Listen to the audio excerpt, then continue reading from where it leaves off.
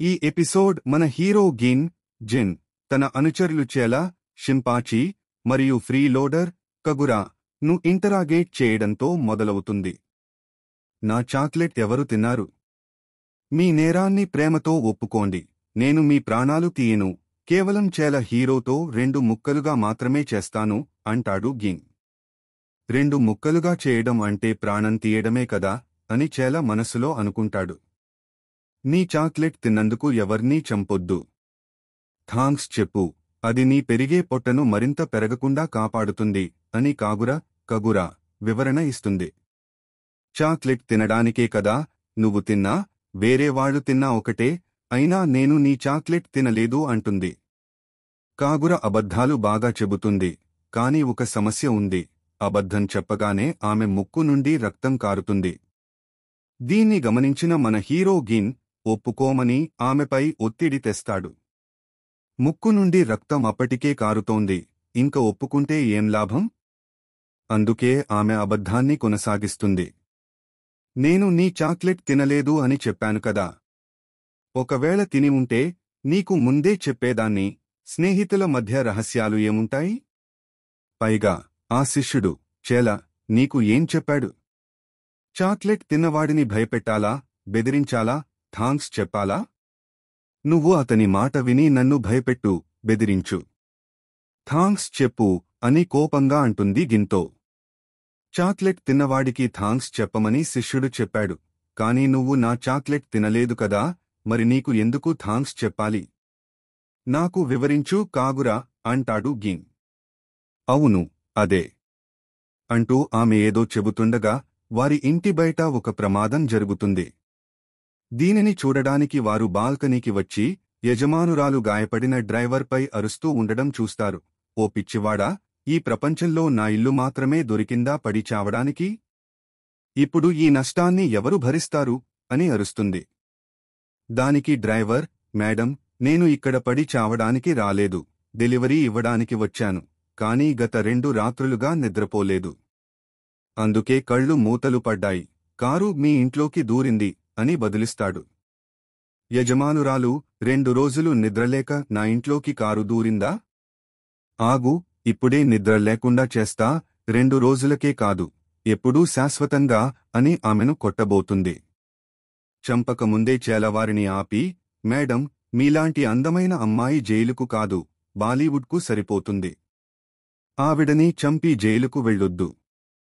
ఆమెను నాతో వదిలేసి బాలీవుడ్కు వెళ్ళండి అంటాడు. ఆ యజమానురాలు ఇది 101% నిజం, మంచిదని భావించి పక్కకు వెడుతుంది.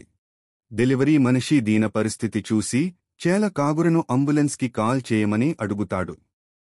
భూమికి వచ్చి కొద్ది రోజులే అయిన కాగురకు ఫోన్ గురించి తెలియదు. అందుకే అక్షరాలా అంబులెన్స్ ఇక్కడికి రా, నీకోసం మా ఇంటి నుండి ఒకటి ఉంది అని అరుస్తుంది. ఇది విని మన హీరో మరింత గట్టిగా ఇది భూమి కదా, నీ గ్రహం నుండి అంబులెన్స్ వస్తుంది అని వెక్కిరిస్తాడు. ఆ సమయంలో డెలివరీ మనిషి, సార్, ఈ గాయాలతో నేను చనిపోతాను లేదో తెలియదు, కాని ఈ పార్సెల్ డెలివరీ చేయకపోతే నా ఉద్యోగం పోతుంది, నేను ఖచ్చితంగా ఆకలితో చనిపోతాను. దయచేసి నా బదులు మీరే డెలివరీ చేయండి అని చెప్పి అపస్మారక స్థితిలోకి వెళ్తాడు. కొంతసేపు వాదించుకున్న తర్వాత మన హీరో టీం ఆ పార్సెల్ను డెలివరీ చేయడానికి నిర్ణయించుకుని అడ్రస్కు చేరుకుంటారు. అది డాగ్ ఎంబసీ, కుక్కల రాయబార కార్యాలయం. కుక్కలు అంటే గ్రహాంతర కుక్కలు, ఏలియన్ డాగ్స్ అని అర్థం. వారు మాట్లాడుతుండగా ఒక కుక్క వారి దగ్గరికి వచ్చి భౌ భౌ భౌ అని అరవడం మొదలు పెడుతుంది. దీనికి అర్థం పిల్లాడి రాక నిషేధం కాదు, అడవి కుక్కకు ఖచ్చితంగా నిషేధం. దీన్ని చూసిన చేల మొత్తం పార్సెల్ కథను కుక్కకు చెబుతాడు.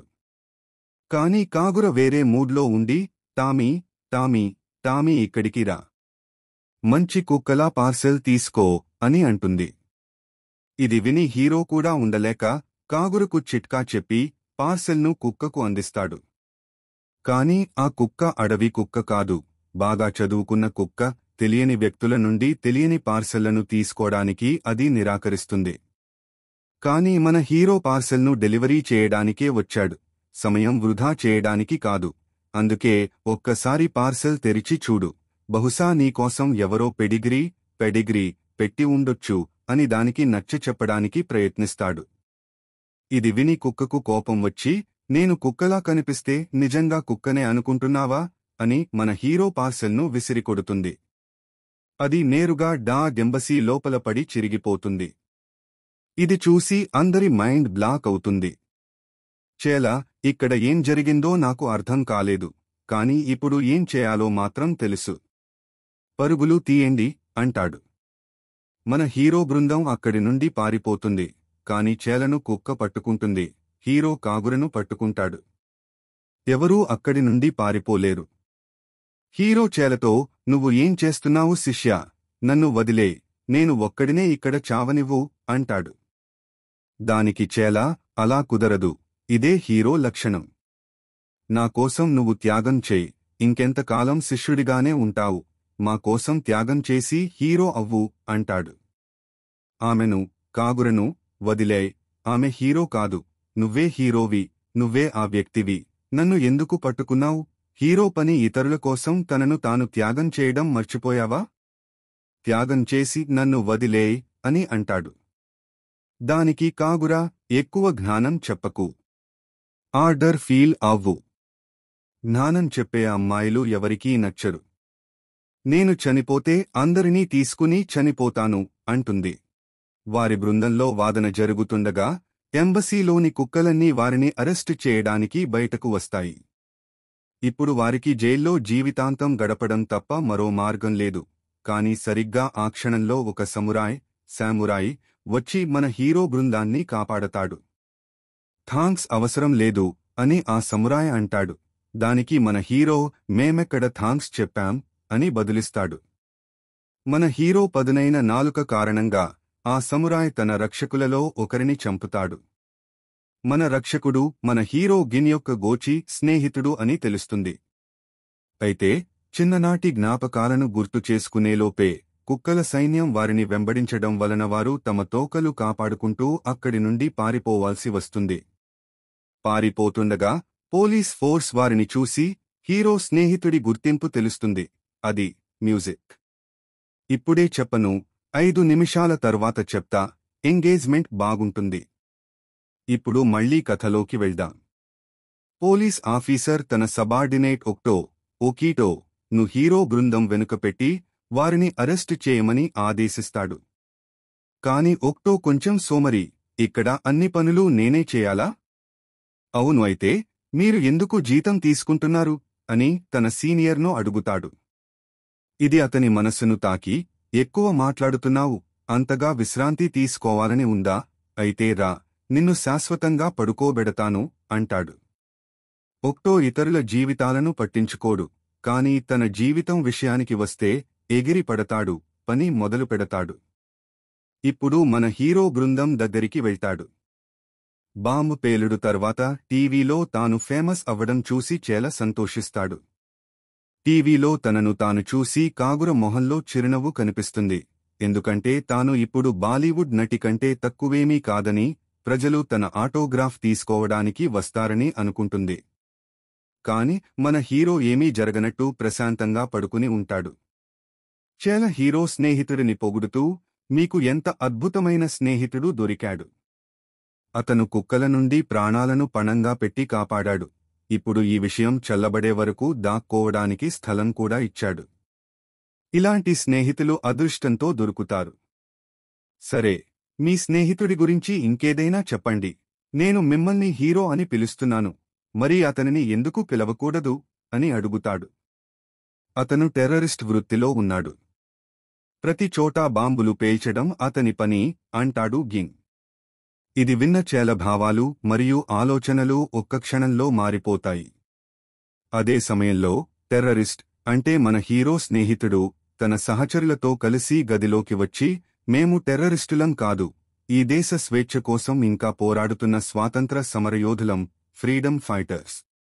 ఈ దేశం నుండి గ్రహాంతరవాసులందరినీ చంపి ఈ దేశాన్ని మళ్లీ కమ్యూనిటీ భూమిగా మార్చడమే మా ఏకైక లక్ష్యం అని హీరో బృందంతో అంటాడు. చేల అర్థం చేసుకుని, ఈ వ్యక్తులు స్వాతంత్ర్య సమరయోధులు కాదు, టెర్రరిస్టులు అని మనకు వివరిస్తాడు. ఎందుకంటే వారికి విదేశీ విస్తరణ ఫారినర్స్ ఎక్స్పాన్షన్ అనే సిద్ధాంతం ఉంది. గ్రహాంతరవాసుల దాడి సమయంలో ఈ సిద్ధాంతం పుట్టింది.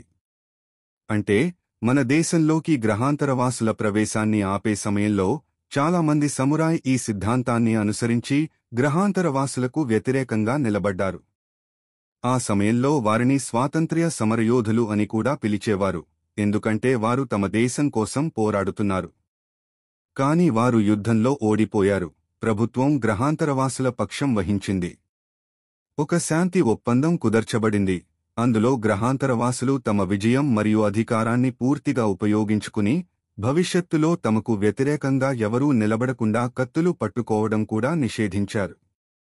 ఈ శాంతి ఒప్పందంలో ఇప్పటి నుండి గ్రహాంతరవాసులకు జపాన్లోకి రావడానికి పూర్తి స్వేచ్ఛ ఉంటుందని, ఇకపై వారికి వ్యతిరేకంగా నిలబడిన వారిని స్వాతంత్ర్య సమరయోధులు అని కాకుండా ద్రోహులు లేదా టెర్రరిస్టులు అని పిలుస్తారని కూడా నిర్ణయించబడింది. ఎందుకంటే ఇప్పుడు గ్రహాంతరవాసులు కూడా ఈ దేశంలో ముఖ్యమైన భాగం అవుతారు. ఇది విన్న హీరో స్నేహితుడు, నువ్వు పూర్తిగా సరిగ్గా అర్థం చేసుకున్నావు, మేము స్వాతంత్ర సమరయోధులం అంటాడు. నేను చెప్పిన ఒక్క మాట కూడా ఇతను వినలేదేమో. నువ్వు పూర్తిగా సరిగ్గా అర్థం చేసుకున్నావు, కాని మరింత ముఖ్యంగా అందరి పేరలు ఎందుకు కొట్టాను? నేను సరిగ్గా చెప్పాను కదా అని డెలివరీ మనిషిని చూసి అంటాడు. డెలివరీ మనిషిని చూసి చేల మరియు కాగురా, అవును, ఇతనే. నువ్వు డెలివరీ మనిషివి, ఇక్కడ ఏం చేస్తున్నావు అంటారు. తన కుంభకోణం బయటపడడంతో డెలివరీ మనిషి తల పక్కకు తిప్పుకుంటాడు. కాని మన హీరోకు మొత్తం విషయం అర్థమైంది. తన స్నేహితుడు కత్సురా ను డాగ్ ఎంబసీలో ఒప్పుకోమని ఒప్పిస్తాడు. నేటి మరియు అంతకు ముందు జరిగిన అన్ని పేలుళ్ల వెనుక ఉన్నది నువ్వే కదా అని అడుగుతాడు. కట్సురా తనపై నింద వేయడంతో ఒక్క మాటలో ఒప్పుకుని గ్రహాంతరవాసులతో పోరాడటానికి మరోసారి తనతో కలిసి సహాయం చేయమని గిన్ని అడుగుతాడు. అవును, మీరు సరిగ్గా విన్నారు. చాలా సంవత్సరాల క్రితం జరిగిన విదేశీ విస్తరణ యుద్ధంలో మన హీరో గిన్ కూడా పాల్గొన్నాడు. మరియు పాల్గొనడమే కాదు, ఆ యుద్ధంలో అతను మెరిసే నక్షత్రం కూడా. అతని బలం మరియు ధైర్యం కారణంగా ఆ సమయంలో ప్రజలు అతనిని తెల్ల నైట్, వైట్ నైట్ అని పిలిచేవారు. కాని మన హీరో కట్సురకు టెర్రరిస్ట్ దాడుల్లో మద్దతు ఇవ్వడానికి స్పష్టంగా నిరాకరిస్తాడు. గ్రహాంతరవాసులకు వ్యతిరేకంగా నీ యుద్ధం ఎప్పుడో ముగిసింది. ఇంకెంతకాలం నువ్వు ఒక మాజీ ప్రేయసిలా పాత ఆలోచనలకు అతుక్కుపోతావు? నీ మాజీ ప్రేయసి గురించి నీకేం తెలుసు? ఈ రోజు వరకు ఒక్క ఖైదీ కూడా లేడు. నాకు 10 మంది ఖైదీలు దొరకగలరా? నా జుట్టు జైన్ మాలిక్లా ఉంటే మళ్లీ నీ జుట్టును తిట్టడం మొదలుపెట్టావు. నీ జుట్టులో కాదు, నీ ముఖంలో సమస్య ఉందని ఎప్పుడు అర్థం చేసుకుంటావు అంటాడు గిన్. ఈ వాదన మధ్యలో పోలీస్ ఆఫీసర్ టెర్రరిస్టుల స్థావరం తెలుసుకోవడానికి వారి భవనంలోకి ప్రవేశిస్తాడు. కాని చంగు మంగు, గిన్ మరియు కట్సురా ల సంభాషణ ముగియడం లేదు. కట్సుర మరోసారి గిన్కు ఇప్పుడు వద్దని చెప్పడం వల్ల ఉపయోగం లేదు. నేటి మా నిరసనకు గిన్ ఇప్పటికే మద్దతు ఇచ్చాడు. నేను నీకు ఇష్టపూర్వకంగా ఇచ్చానా లేక పొరపాటున ఇచ్చానా? మీ చర్చలు ప్రతి టెలివిజన్ స్క్రీన్పై ప్రసారం అయ్యాయి. ఇప్పుడు ఎంపిక నీదే. మాతో చేరి స్వాతంత్ర్య సమరయోధుడు అవుతావా లేదా ఒంటరిగా ఉండి టెర్రరిస్ట్ చావు చేస్తావా అని వివరిస్తాడు. ఈ సంభాషణ మధ్యలో పోలీస్ ఆఫీసర్ మన హీరో బృందం గదిలోకి ప్రవేశించి అందరినీ లొంగిపోమని లేదా చావమని అడుగుతాడు. కాని ప్రతిసారీ లాగే ఈసారి కూడా మన హీరోకు ఈ పరిస్థితి నుండి బయటపడటానికి ఒక నంబర్ 1 ఐడియా ఉంది, అది పారిపోవడం. బాస్, భవిష్యత్తు కోసం ప్లాన్ ఏంటి అని కట్సుర హీరోని అడుగుతాడు. దానికి మన హీరో, ఇక్కడ జరుగుతున్నదంతా నీ వల్లే కదా, నువ్వు నన్ను ప్లాన్ గురించి అడుగుతున్నావు. పైగా నేను నీ బాస్ని కాదు అని బదులిస్తాడు. స్నేహితుల సంభాషణను అడ్డుకుని కాగురా, కట్సురా, నువ్వు ఎవరికిందైనా పని చేయాలనుకుంటే నేను నీకు బాస్ కాగలను. ఎందుకంటే భూమిపై జీవించడం వలన నేను ఒకటి నేర్చుకున్నాను. అది ఏంటంటే, నువ్వు ఏదైనా తప్పు చేస్తే ఎల్లప్పుడూ సరైన దానిపై బాస్ ఉండు, ఎందుకంటే బాస్ ఎప్పుడూ సరైనవాడే అంటుంది. మన హీరో కాగురను అర్థంలేని మాటలు మాట్లాడకుండా ఆపుతాడు. ఎక్కువగా చెట్లు కదిలించకు, లేదంటే నీ శ్మశానం ఇక్కడే సమాధి అవుతుంది అంటాడు. మన హీరో ఉపన్యాసం ఇస్తుండగా పోలీస్ ఫోర్స్ వైస్ కమాండర్ హిజిక్తా మన హీరోపై దాడి చేస్తాడు. కాని మన హీరో అతని ప్రతి దాడిని తప్పించుకుంటూ, కత్తి యుద్ధంలో నువ్వు నంబర్ 1, కాని ఈ కత్తి అనుకోకుండా నాకు తగిలితే నీ భవిష్యత్తు ప్లాన్ ఏంటి అని అడుగుతాడు. దానికి హిజికటా, నిన్ను చంపిన తర్వాత కాదు, నిన్ను చంపడానికి ప్లాన్. నిజానికి నువ్వు నన్ను మళ్లీ మళ్లీ మిస్ అవుతున్నావు. నువ్వు ఉద్దేశపూర్వకంగా కాదు, నీ పనికిరాని కత్తిసాము వల్లే చేస్తున్నావు అని బదులిస్తాడు. ఇది విని గిన్కు షాక్ తగిలి అతని తల్లి నాలుక కట్టుబడుతుంది. చివరికి కత్తితో కాదు, గిన్ను కొడతాడు. కాని ఆ పోరాటం ఎక్కువ దూరం వెళ్లకముందే ఓకాటో తన బాజూకా తో పోరాటం మధ్యలోకి దూకి అదృష్టవంతుడైన హీరో మరియు హిజికటా ఇద్దరినీ కాపాడతాడు. కాని ఈ సంఘటన తర్వాత హిజికటా ఒక్టోపై అరుస్తూ, నీకు బుద్ధి ఉందా? నువ్వు ఇప్పుడే నన్ను పేల్చేసేవాడివి అంటాడు. దానికి ఒక్టో, నన్ను క్షమించండి అన్నయ్యా, కొన్నిసార్లు నేను లక్ష్యాన్ని మిస్ అవుతాను, కాని వచ్చేసారి నేను నిన్ను ఖచ్చితంగా పేల్చేస్తాను. టెర్రరిస్టులను కాదు. ఓహైతే సరే, ఇంతకీ ఈ పారిపోయినవాళ్లు ఎక్కడికి పారిపోయారు అంటాడు. జూనియర్ పోలీస్ ఆఫీసర్ హిజికటా మరియు ఒక్టో ఇద్దరికీ, సార్, టెర్రరిస్టులు ఈ గదిలోకి పారిపోయారు అని చెబుతాడు. గదిని చూసి పోలీసులు ఇప్పటికే గెలిచారని అనుకోవద్దు, ఎందుకంటే ఈ గదిలోకి వెళ్లడం పోలీసులకు అంత సులభం కాదు.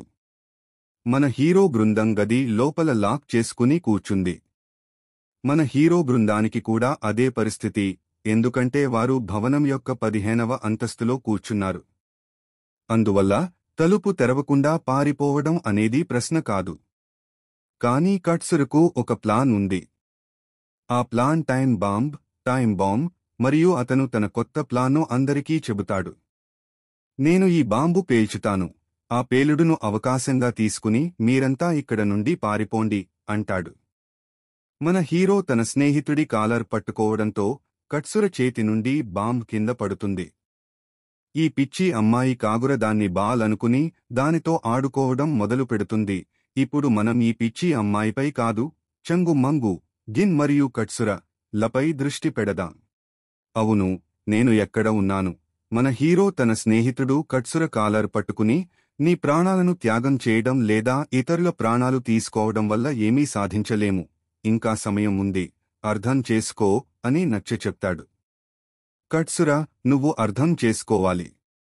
మనం గ్రహాంతరవాసులతో కలిసి జీవించలేము, మనం వధువును కోల్పోయాము, మనం పక్క మారాము, నువ్వు మర్చిపోయావా?